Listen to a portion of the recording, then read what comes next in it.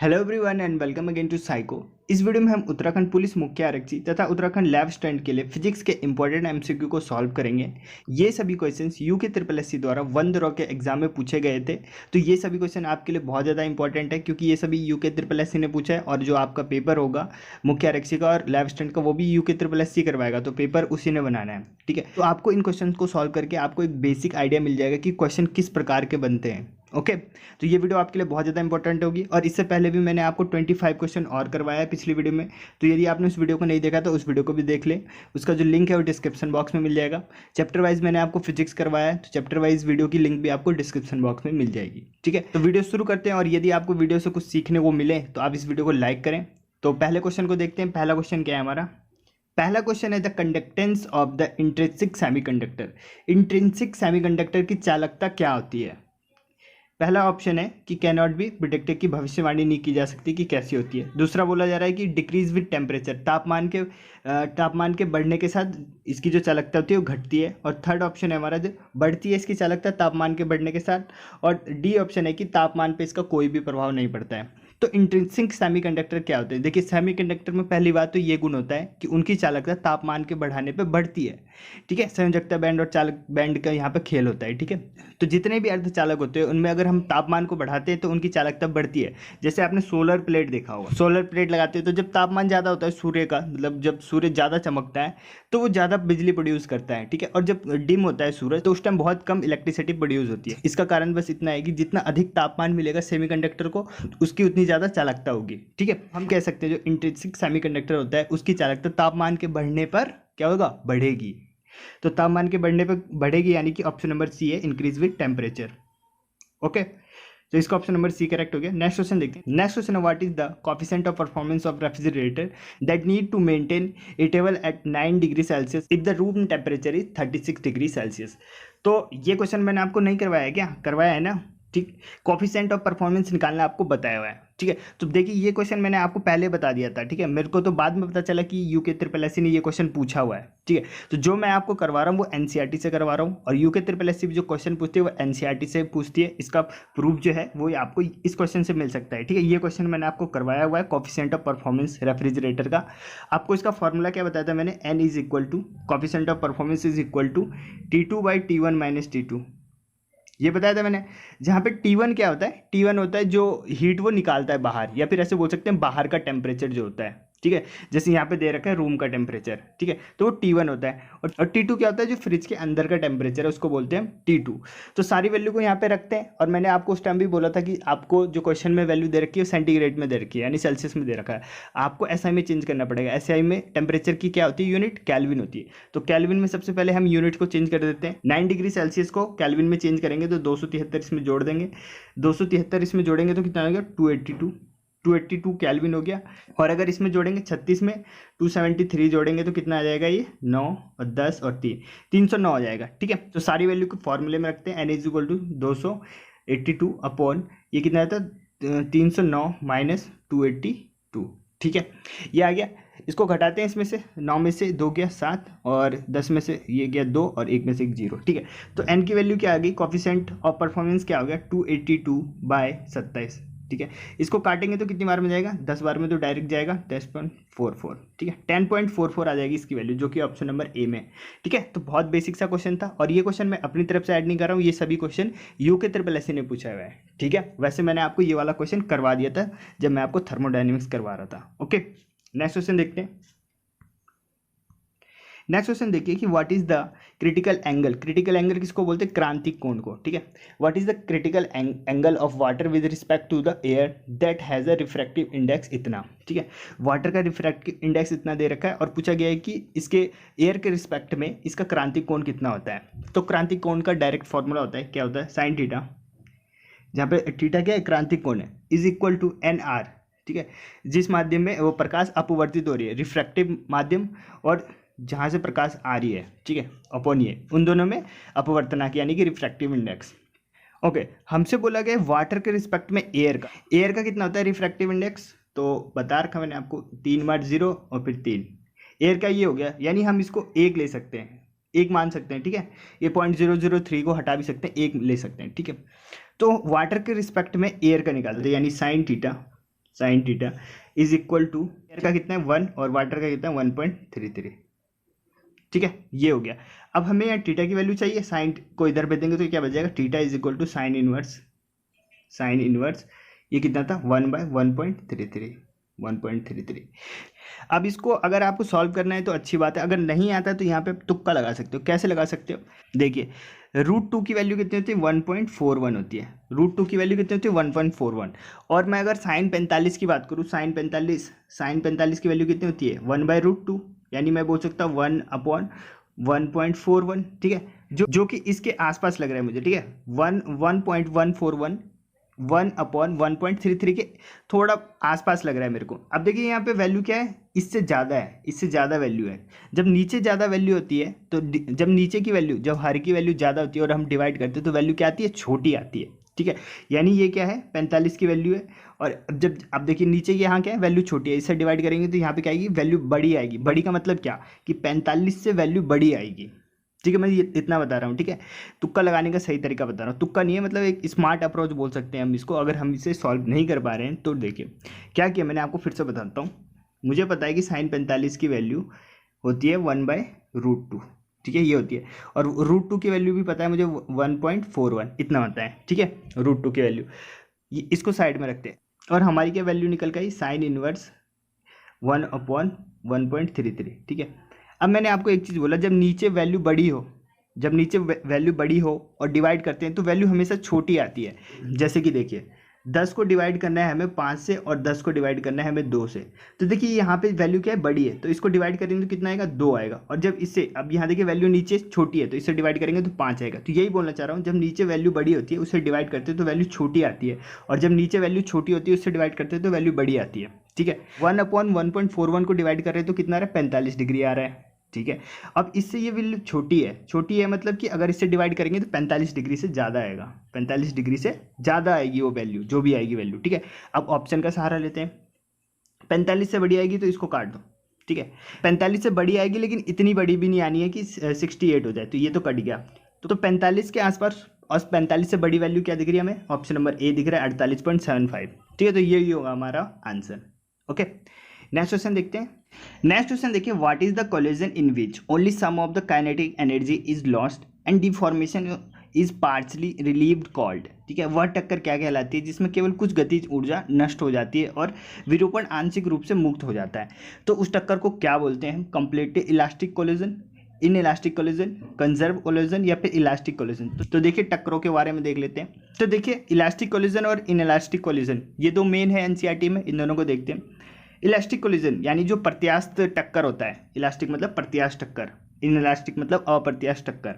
तो प्रत्यास्थ जो टक्कर होता है उसमें टोटल मोमेंटम इज कंजर्व, ऐसे तो दोनों में मोमेंटम क्या होगा, कंजर्व होगा। ये हमने 9th क्लास में ही पढ़ लिया था। ठीक है, जब मैं आपको 9th क्लास की फिजिक्स पढ़ा रहा था उसी टाइम बोल दिया था कि जब टक्कर के बाद क्या होता है, मोमेंटम कंजर्व हो जाता है। ओके, सेकेंड पॉइंट देखिए, इलास्टिक कोलिजन में the total energy is conserve, जो कुल काइनेटिक, जो कुल गतिज ऊर्जा होती है वो क्या होती है, कंजर्व होती है, संरक्षित रहती है। वहीं इन इलास्टिक में क्या होता है, total kinetic energy is not conserve. ठीक है, मेन बात ये होती है। इन इलास्टिक टक्कर में क्या होता है, देखिए इलास्टिक टक्कर में क्या होता है, दो वस्तु आए, दोनों टकराए, टकराने के बाद पता भी नहीं चलता कि दोनों टकराए, टकराने के बाद दोनों अपनी दिशा में सेपरेट हो जाते हैं, अलग थलग हो जाते हैं। ठीक है, इधर इधर इलास्टिक टक्कर, और दोनों का नुकसान भी नहीं होता क्योंकि दोनों इलास्टिक है। ओके, इन इलास्टिक में क्या होता है, दो बॉडी आई, दोनों टकराई, टकराने के बाद नुकसान होता है दोनों का, लेकिन दोनों अलग हो जाते हैं। टकराने के बाद दोनों अलग हो गए लेकिन एक दूसरे में डैमेज पहुंचा ही दिया। ओके, अब जब ये डैमेज पहुंचता है तो क्या होता है, जो कुछ काइनेटिक एनर्जी होता है वो, एक तो जैसे टक्कर होती है उसके बाद क्या आएगा, साउंड निकलेगा, तो साउंड एनर्जी में चला गया कुछ, और जब टक्कर होती है तो स्पार्किंग होती है, लाइटनिंग होती है, तो उस कुछ लाइटनिंग में चला जाता है काइनेटिक एनर्जी। तो इस प्रकार से कुछ काइनेटिक एनर्जी वहाँ पे क्या होता है, लॉस हो जाता है जब इन इलास्टिक कोलिजन होता है। ठीक है, अब मान के चलिए दो बॉल है रबड़ की, उन दोनों को आप टकराओगे तो कुछ किसी का नुकसान होगा, नहीं होगा, दोनों टकरा के वापस उधर चल जाएंगे, इसको बोलते हैं इलास्टिक कोलिजन। और वहीं पे अगर दो कार आपस में टकराई तो टकराएगी, दोनों आई स्पीड में, दोनों टकराई, टकराने के बाद अलग हो गई, ये इस डायरेक्शन में चलेगी, ये इस डायरेक्शन में चलेगी। ठीक है, लेकिन टकराने के बाद क्या आती है, आवाज़ आती है, डैमेज पहुंचता है, थोड़ा बहुत लाइटनिंग होती है, चिंगारी विंगारी निकलती है। ठीक है, तो उन सब में कुछ काइनेटिक एनर्जी लॉस्ट हो जाता है। ओके, तो यही है सेकंड पॉइंट जो कि इंपॉर्टेंट है, और यही हमसे क्वेश्चन में भी पूछा गया था कि वह टक्कर कौन सा होता है जिसमें कुछ काइनेटिक एनर्जी लॉस्ट, ठीक है, कुछ काइनेटिक एनर्जी लॉस्ट हो जाता है, तो किस में होता है, इनइलास्टिक कोलिजन में।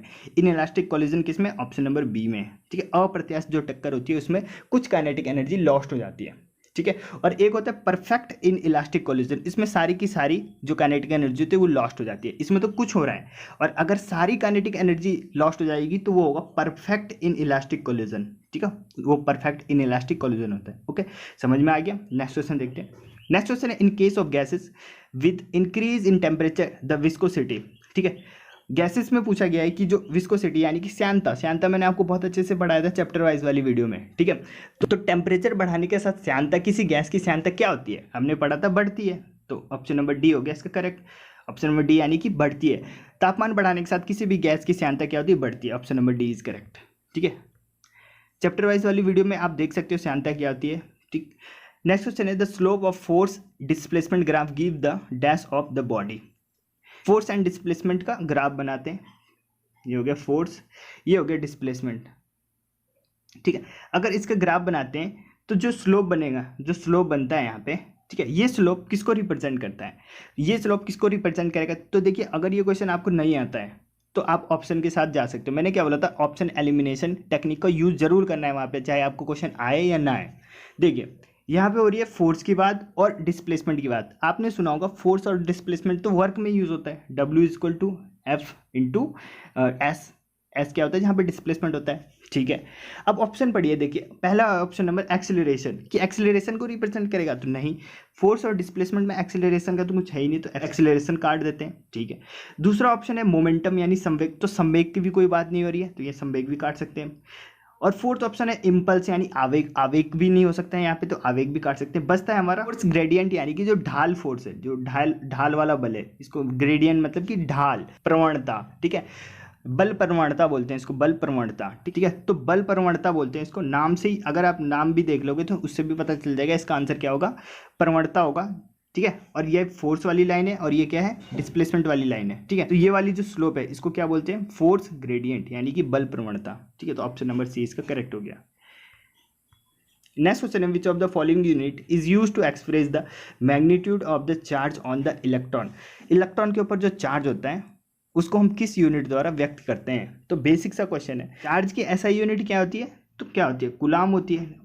ठीक है, बेसिक सा क्वेश्चन था, तो इस टाइप के इजी क्वेश्चंस भी देखने को मिलेंगे आपके एग्जाम में, सारे क्वेश्चन हार्ड नहीं आएंगे। ओके, इसका ऑप्शन नंबर डी करेक्ट हो गया, कूलाम होता है चार्ज की यूनिट। नेक्स्ट क्वेश्चन देखिए, the magnitude of central force depend on dash. ठीक है, जो एक केंद्रीय बल होता है, केंद्रीय बल का परिमाण जो होता है वो किस पर निर्भर करता है। तो केंद्रीय बल पहले आपको बता देता हूँ, केंद्रीय बल क्या होता है, force on an object whose magnitude only depend on distance r of the object from the fixed point and is directed along the line joining object and the fixed point is referred to central force। ठीक है, समझने की कोशिश करते हैं कि central force होता क्या है। जैसे कि ये कोई ऑब्जेक्ट है O, ठीक है, यहाँ इस पॉइंट पे ऑब्जेक्ट O है। ठीक है, इससे r दूरी पे एक कोई पॉइंट है P।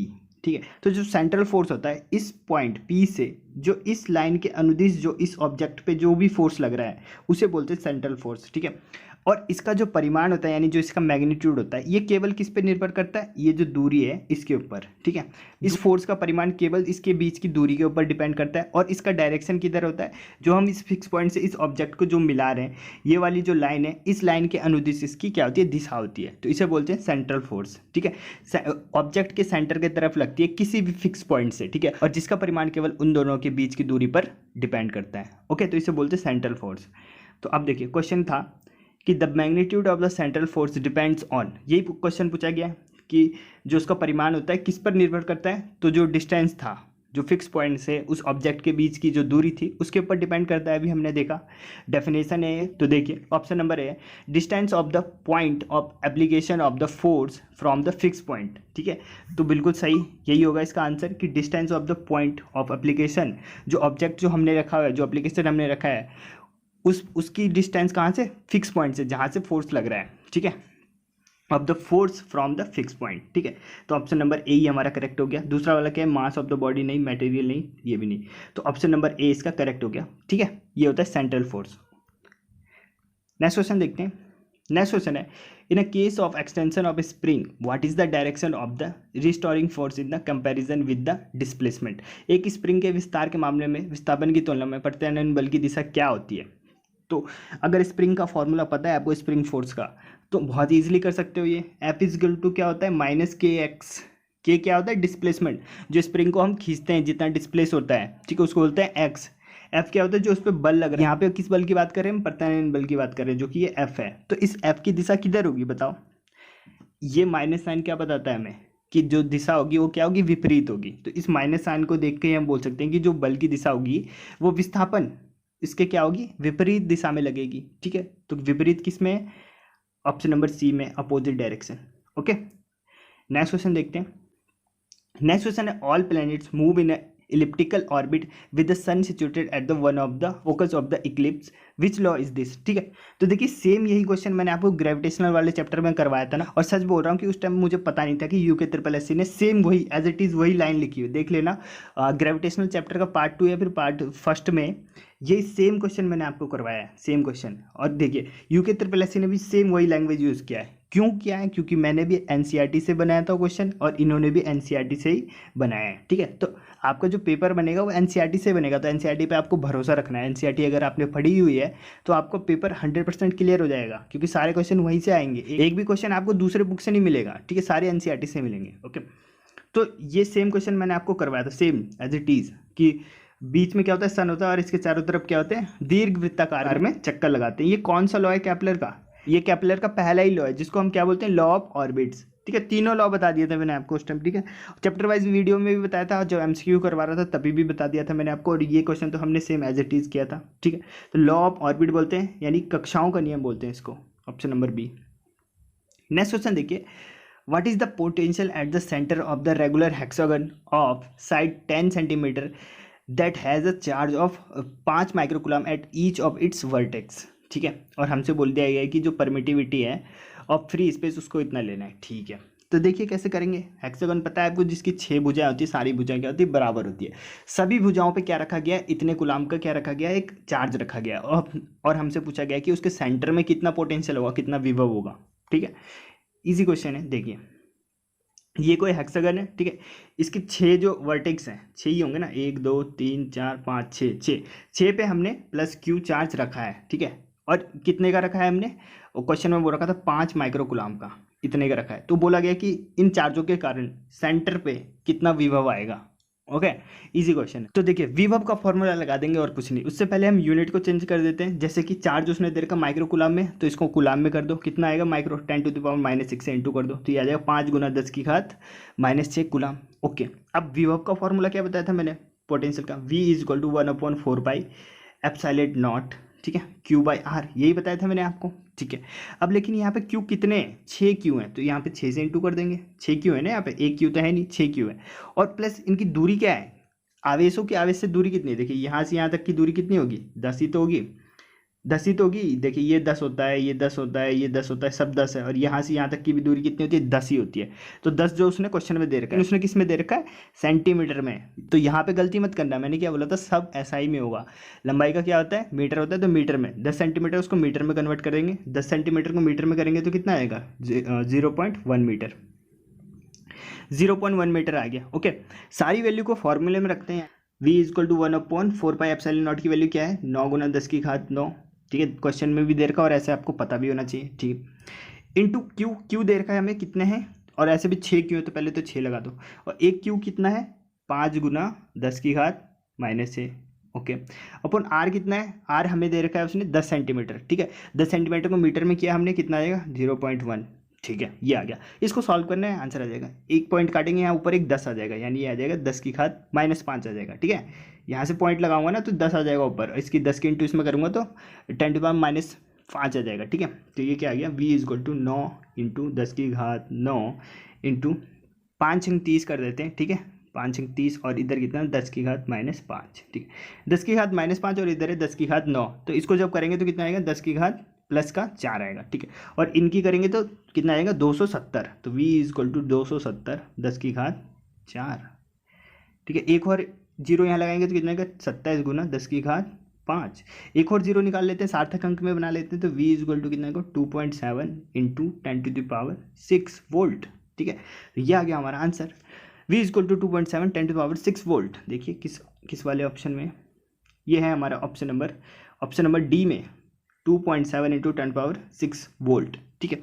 और देखिए जरूरी नहीं है कि ऐसे 2 पॉइंट इतने में बनाना है, हमारा आया था ना 27 गुना 10⁵ आया था, ठीक है। अब ये ढूंढ के देखिए यहाँ पे मिल जाएगा अगर ऑप्शन में, तो वही आंसर करेक्ट होगा, लेकिन ऐसा कुछ है नहीं हमारे पास। देखिए एक ये है 27 वाला, लेकिन इसके है 10⁶ है, ठीक। ऑप्शन के अकॉर्डिंग अपने आंसर को बनाएंगे, यानी एक 10 और यहाँ से निकालेंगे 10⁶ और 2.7 हो जाएगा, ठीक है। इसलिए मैंने ऐसा किया था, ठीक। ऑप्शन नंबर डी इसका करेक्ट हो गया।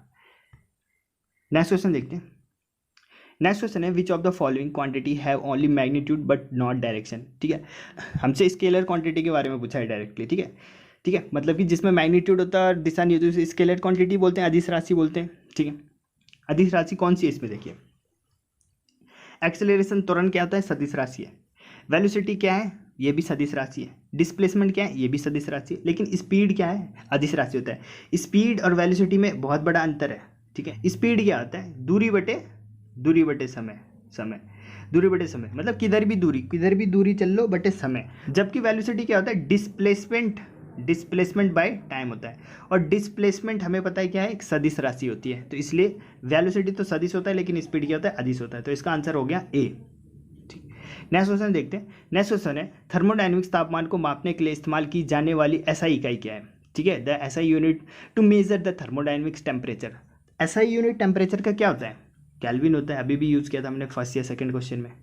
नेक्स्ट क्वेश्चन देखिए। नेक्स्ट क्वेश्चन है where we can find the maximum value of acceleration due to earth gravity. Acceleration due to earth gravity यानी स्मॉल जी की बात कर रहा है, ये सबसे ज़्यादा कहाँ पे होगा। ऑप्शन पढ़ते हैं। पहला है at the core of the earth, जो पृथ्वी है उसके केंद्र में, पृथ्वी के केंद्र में तो जी की वैल्यू 0 होती है, ठीक है। यहाँ तो हो नहीं सकता, पहला काट दो। दूसरा है at some depth below the surface. अब एक चीज़ मैंने आपको बताया था, पृथ्वी की सतह से नीचे जाओ या पृथ्वी की सतह से ऊपर जाओ, दोनों कंडीशन में जी की वैल्यू घट जाती है। हमसे पूछा मैक्सिमम कहाँ होगा, तो यहाँ तो घट जाएगी, नीचे जाएंगे या ऊपर, तो ना तो नीचे जाएंगे, और ऊपर बोला है तो ऊपर भी काट दो। ऑप्शन नंबर डी में बोला कि ऊपर जाके। सबसे ज़्यादा कहाँ पे होगी, ऑप्शन के अकॉर्डिंग होगी एट द सरफेस। और कमेंट बॉक्स में आप मुझे बताओगे कि सरफेस पे कहाँ पे, पोल्स पे या फिर इक्वेटर पे, ठीक है, ध्रुवों पे होगा या फिर भूमध्य रेखा पे होगा, ये आप कमेंट बॉक्स में बताओ। मैंने आपको कई बार बता दिया है, ओके। नेक्स्ट क्वेश्चन देखते हैं। नेक्स्ट क्वेश्चन है which of the following is an example of longitudinal wave, ठीक है। अनुदैर्ध्य तरंगों का उदाहरण क्या है। अनुदैर्ध्य तरंगों का उदाहरण क्या है हमारा, साउंड वेव। ये तो सबको ही पता होगा, साउंड वेव क्या है, लॉन्गिट्यूडनल वेव्स है, ठीक है। Option number D correct. Next question देखते हैं। वेन जो क्वेश्चन ईजी है वहाँ पे ज़्यादा टाइम नहीं लेना है, ठीक है, वहाँ पे टाइम बचाना है। और जो क्वेश्चन थोड़ा लेंदी है वहाँ पे टाइम लेना है, ठीक है। एग्जाम हॉल में भी आपको ऐसे ही करना है, ओके। अगला क्वेश्चन देखिए। When several resistor are joined in series the total resistance of the combined R is always dash than the individual resistance of that series. बोला गया है कि क्वेश्चन में कि जब कई प्रतिरोध श्रृंखला में शामिल होते हैं तो संयोजन आर, जो टोटल प्रतिरोध आर आता है, ठीक है, उसकी वैल्यू जो श्रृंखला में हमने प्रतिरोध लगाए ना उनकी तुलना में क्या होता है, कम होता है, ज़्यादा होता है, क्या होता है। तो श्रृंखला में जब भी हम प्रतिरोध लगाते हैं ऐसे लगाते हैं R1 + R2 + R, उनका संयोजन यही आता है प्रतिरोधों का। R1 R2 R3 माना कि 3 प्रतिरोध हमने श्रृंखला क्रम में लगाए, सीरीज में लगाए, ठीक है। माना इसका कितना है, 10 है, ये भी 10 है, ये भी 10 है, ठीक है। तो यही पूछा गया है क्वेश्चन में कि जो ये आएगा ये कितना आएगा, 30 आएगा। तो जो इसकी ये आया जो 30, वो इंडिविजुअल से क्या है, ज़्यादा है कम है, तो ये तो 10 है और ये 30 है, यानी कि ज़्यादा आएगी वैल्यू, ऑब्वियस सी बात है, ठीक है। तो हमारा ऑप्शन नंबर क्या हो जाएगा, ग्रेटर। ऑप्शन नंबर सी, जो आर आएगा, ठीक है, जो कॉम्बिनेशन आएगा उनका वो हमेशा ज़्यादा होगा इंडिविजुअल से, ओके। और जो समांतर क्रम में लगाएंगे तब कम आएगा, ठीक है, समांतर क्रम में जब लगाएंगे तो कम आएगी वैल्यू। नेक्स्ट क्वेश्चन है which colour is least scatter by fog और smoke and can be seen in the same colour at the distance. कौन सा रंग कोहरे या धुंध में सबसे कम बिखरता है और एक ही रंग में दूर से देखा जा सकता है, ठीक है। कोहरे में हम किस रंग को साफ देख सकते हैं जी, आपको पता होगा जितने भी हम सिग्नल लगाते हैं रोड के किनारे या फिर कहीं पे भी हमें चेतावनी देनी होती है तो उसे रेड कलर से लिखते हैं, रेड। मैं यहाँ पे मार्कर भी रेड कलर का यूज़ कर रहा हूँ, क्यों, क्योंकि जो इसकी वेवलेंथ होती है वो वेवलेंथ क्या होती है, सबसे ज़्यादा होती है वेवलेंथ सबसे ज़्यादा होती है, तो जो स्कैटर होगी सबसे कम स्कैटर होगी ये, ठीक है। तो इसी कारण जितने भी जो वार्निंग साइन होते हैं वो सब रेड कलर के बनाए जाते हैं ताकि एकदम से दिख जाए। और जैसे फॉग हो गया, स्मोक हो गया, कहीं पे धुआं हो, धुंध हो रहा है तो उसमें भी ये दिख जाते हैं, ठीक है, इसलिए इनको रेड कलर से दिखाया जाता है। तो हमसे पूछेगा कौन सा कलर, तो red colour, option number D. क्यों, क्योंकि इसकी वेवलेंथ क्या होती है, सबसे ज़्यादा होती है, लैम्डा सबसे ज़्यादा होती है, ठीक है।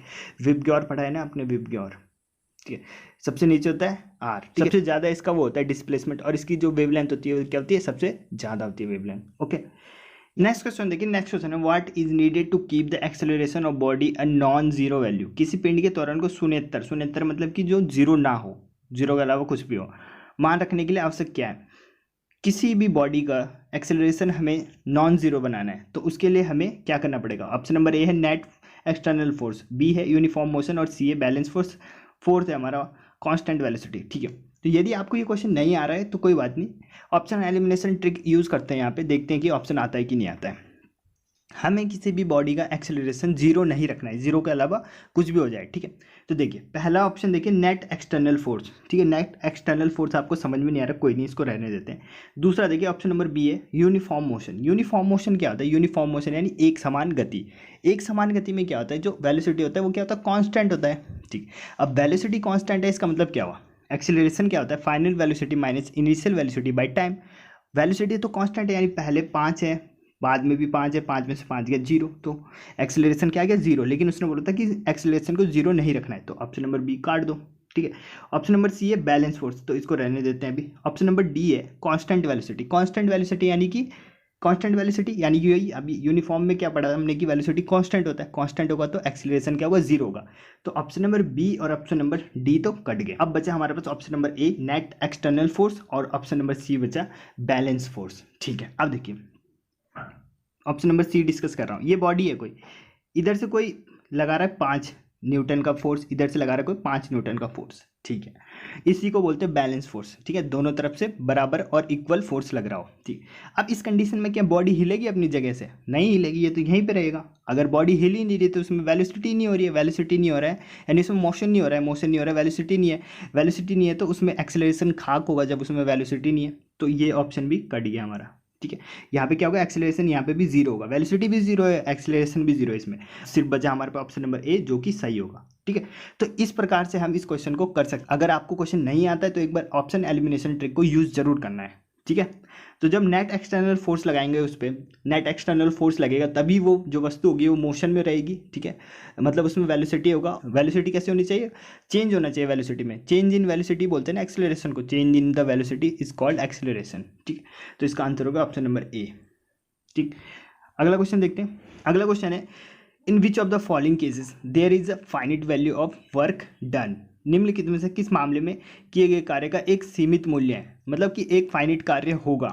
देखते हैं, पढ़ते हैं। पहला क्वेश्चन की weight lifter holding weight and standing in same place. कोई सामान उठाने वाला है, उसने सामान उठा रखा और उसी पोजीशन पर खड़ा। बचपन से पढ़ते हुए आ रहे हैं कि वर्क करने के लिए क्या चाहिए, वर्क क्या होता है, फोर्स तो लगना ही चाहिए, इनटू डिस्प्लेसमेंट भी होना चाहिए, मतलब थोड़ा हिलना डुलना भी चाहिए। यहाँ पे डिस्प्लेसमेंट हो नहीं रहा है तो यहाँ पे वर्क होगा ही नहीं, तो इसको काट दो। Option number B block moving on a frictionless surface. एक कोई ब्लॉक है वो फ्रिक्शन लेस, जहाँ मतलब कि घर्षण रही, जहाँ पे घर्षण नहीं है वहाँ पे मूव हो रहा है। अब देखिए, अब कोई सरफेस है जहाँ पे घर्षण है ही नहीं, तो वहाँ पे मैं कोई भी वस्तु रखूँगा तो वो मूवमेंट करेगी, उस पर चाहे मैं फोर्स लगाऊँ या ना लगाऊँ, वो उसने चलना है ही। और अगर वो एक बार चलने लग गया तो वो रुकेगा भी नहीं। ठीक है, क्योंकि वहाँ फ्रिक्शन है ही नहीं। रोकने का काम किसका होता है, फ्रिक्शन का होता है। तो यहाँ पे हम कोई फोर्स नहीं लगा रहे हैं, वो फ्रिक्शन की वजह से, मतलब फ्रिक्शन नहीं है वहाँ पे, इसकी वजह से वो डिस्प्लेस हो रहा है। ठीक है, तो ऑप्शन नंबर बी भी गलत हो गया। ठीक है, क्योंकि वहाँ पे अगर हम फोर्स लगाएं चाहे ना लगाएं फिर भी उसमें डिस्प्लेसमेंट हो ही रहा है। तो ऑप्शन नंबर बी में हम बोल सकते हैं कि वहाँ पे फोर्स यूज नहीं हो रहा है। ठीक है, नंबर सी है 1 pushing hard at a rigid bricks wall. ठीक है, एक कोई ईंट की दीवार है, उसको जोर से धक्का दे रहा है कोई इंसान। अब ईंट की दीवार को धक्का दे रहा है कोई, पागल ही होगा, वो डिस्प्लेस तो होगा ही नहीं। ठीक है, इतनी जान तो होती नहीं इंसान में कि ईंट की दीवार को चला दे। ठीक है, तो ऑप्शन नंबर सी भी गलत हो गया क्योंकि यहाँ पे डिस्प्लेसमेंट नहीं हो रहा है। बचा हमारा ऑप्शन नंबर डी, यही सही हो गया। और क्या है option number D, a man pushing A log of would. ठीक है, एक जो इंसान है वो क्या कर रहा है, लकड़ी के गट्टे को धक्का दे रहा है। ठीक है, तो लकड़ी के गट्टे को धक्का दे रहा है तो डिस्प्लेस हो रहा होगा वो।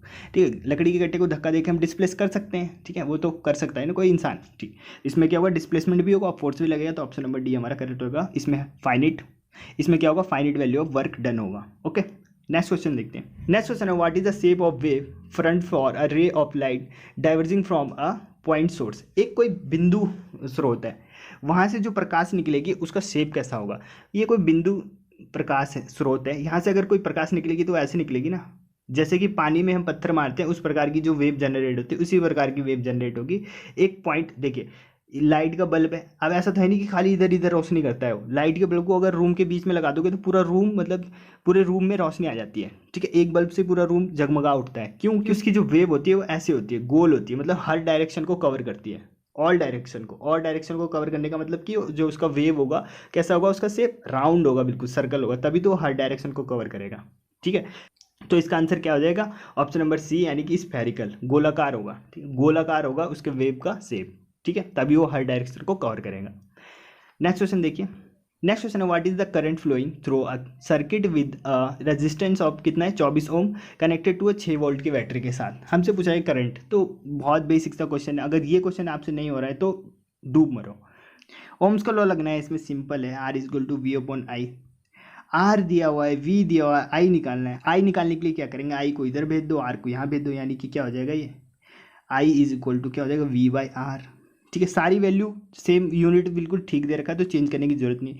वी कितना है 6 और ये कितना है आर कितना है 24, बस इसको कैलकुलेट है, 6 चौक 24, 4 को काटेंगे 1 से तो 0.25 एम्पियर, ये आ गया हमारा धारा। Easy question. नेक्स्ट देखते हैं। नेक्स्ट क्वेश्चन है, which of the following is an example of conservative force. Conservative force, non conservative force मैंने आपको बताया है ऑलरेडी, ठीक है, फिर भी बता देता हूँ। कंजर्वेटिव फोर्स क्या होता है, कंजर्वेटिव फोर्स यानी कि संरक्षी बल, और नॉन कंजर्वेटिव फोर्स यानी कि असंरक्षी बल। संरक्षी बल में क्या होता है, work done is independent to path, बस ये लाइन याद रखना, यही इसी पे क्वेश्चन बनते हैं, पहला वाला पॉइंट है जो कंजर्वेटिव फोर्स में work done is independent to path, जो वर्क डन होगा वो जो पथ से स्वतंत्र होगा, ठीक है। कंजर्वेटिव नाम से लग रहा है कि पाथ पे डिपेंडेंट होगा, लेकिन ये नहीं होता है, कंजर्वेटिव वाला नहीं होता है, नॉन कंजर्वेटिव वाला पाथ पे डिपेंडेंट होता है, ठीक है। तो पहला जो ये है ना, पहला पॉइंट है जो इसी को याद करना है आपको, ठीक है, कि work done is independent of path conservative में। नॉट कंजर्वेटिव में क्या होता है, work done is dependent upon path. और भी पॉइंट देख लीजिए, जैसे कि एनर्जी की बात करें तो एनर्जी क्या होता है, कंजर्वेटिव में कांस्टेंट रहता है, जबकि नॉन कंजर्वेटिव में क्या होता है, जो एनर्जी होता है वो क्या होता है, चेंज हो जाता है, ठीक है। हीट एनर्जी में चेंज हो जाएगा, लाइट एनर्जी में, साउंड एनर्जी में, इनमें चेंज हो जाता है, जबकि कंजर्वेटिव में, तभी तो उसका नाम है कंजर्वेटिव, संरक्षी बल, यानी कि इसमें जो एनर्जी होगी वो क्या होगी, कंजर्व रहेगी, जबकि नॉन कंजर्वेटिव में एनर्जी किसी और फॉर्म में चेंज हो जाएगी, क्योंकि हमें पता है एनर्जी कंजर्वेशन का लॉ कि एनर्जी को हम ना तो डिस्ट्रॉय कर सकते हैं ना ही बना सकते, तो वो चेंज होता है खाली, ठीक है। तो ये अब जो पॉइंट लिखे हुए ये पॉइंट आप पढ़ सकते हो, ठीक है, मैंने आपको ऑलरेडी बताया तो यहाँ पे नहीं बता रहा हूँ। देखिए एग्जांपल देख लीजिए कि कंजर्वेटिव फोर्स कौन कौन से होते हैं। ग्रेविटेशनल फोर्स हो गया, गुरुत्वाकर्षण फोर्स, इलास्टिक स्प्रिंग फोर्स हो गया जो हमने अभी पढ़ा था, F इक्वल टू माइनस के एक्स वाला, वो भी क्या होता है, कंजर्वेटिव होता है, ठीक है।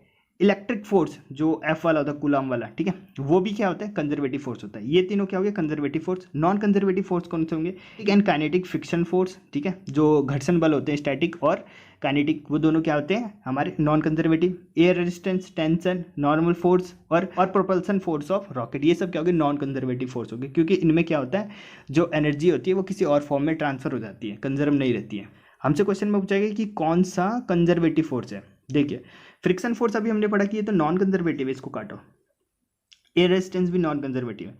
ग्रेविटी फोर्स पढ़ा है ना, ग्रेविटी, और दूसरा क्या था हमारा इलेक्ट्रिक फोर्स, और एक होता है वहाँ पे वो स्प्रिंग वाला फोर्स, ठीक है। ये तीनों क्या होते हैं, कंजर्वेटिव होते हैं, ठीक है। तो हमारा ऑप्शन नंबर डी करेक्ट हो गया, ठीक है। फोर्स ऑफ ग्रेविटी फोर्स क्या होता है, कंजर्वेटिव होता है, बाकी तीनों जो ऑप्शन दे रखे वो क्या है, नॉन कंजर्वेटिव फोर्स के उदाहरण है। नेक्स्ट क्वेश्चन है, the gravitational force between the spherical ball is the same as if their masses are concentrated at, ठीक है। बोला गया कि गोलाकार जो गेंदे होते हैं उनमें जो ग्रेविटेशनल फोर्स लगता है वो सेम होता है, क्योंकि जो उनका मास होता है किधर की तरफ कंसंट्रेटेड होता है। तो हमें पता है दुनिया में जितने भी वस्तु हैं सबका जो मास होता है कहाँ पे केंद्रित होता है, उसके नाभिक पे केंद्रित होता है, यानी उसके सेंटर पर केंद्रित होता है।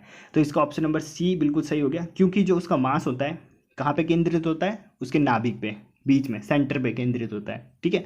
हर वस्तु का मास कहाँ पे केंद्रित होता है, उसके नाभिक पे केंद्रित होता है, ठीक है।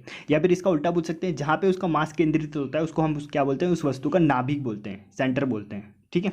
तो इसका ऑप्शन नंबर क्या हो गया, सी सही हो गया, ओके।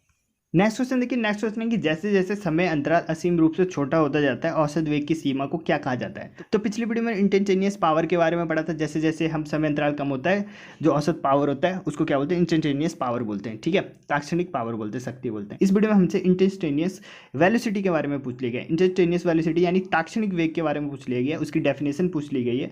जैसे जैसे समय अंतराल समीप होता रहता है औसत वेग को क्या बोलेंगे, देखिए वहाँ पे क्या था, औसत शक्ति, बहुत ईजी है ऐसे इसको करना। औसत शक्ति था तो ताक्षणिक शक्ति, इस क्वेश्चन में औसत वेग पूछा गया है तो क्या होगा, ताक्षणिक वेग और इंस्टेंटेनियस वेलोसिटी। ठीक है, तो इसका ऑप्शन नंबर बी सही हो गया। ठीक है, नेक्स्ट क्वेश्चन देखते हैं। नेक्स्ट क्वेश्चन है with increase in temperature the viscosity of the liquid. इससे पहले क्वेश्चन में हमने देखा था कि गैस की विस्कोसिटी श्यानता तापमान बढ़ाने पे क्या होती है, बढ़ती है। इस क्वेश्चन में हमसे लिक्विड का पूछा गया कि लिक्विड की विस्कोसिटी तापमान बढ़ाने पे क्या होगा। तो क्या होता है, लिक्विड की श्यानता ताप बढ़ाने पे घटती है, लिक्विड की श्यानता ताप बढ़ाने पे घटती है, जबकि गैस की श्यानता ताप बढ़ाने पर बढ़ती है। ठीक है, चैप्टर वाइज वीडियो में हमने कवर कर लिया है ऑलरेडी। ठीक है, ओके, तो थैंक यू क्लास। इस वीडियो को हम यहीं पे ख़त्म करते हैं। कमेंट के माध्यम से आप जरूर बताएं कि आपको ये वीडियो कैसी लगी।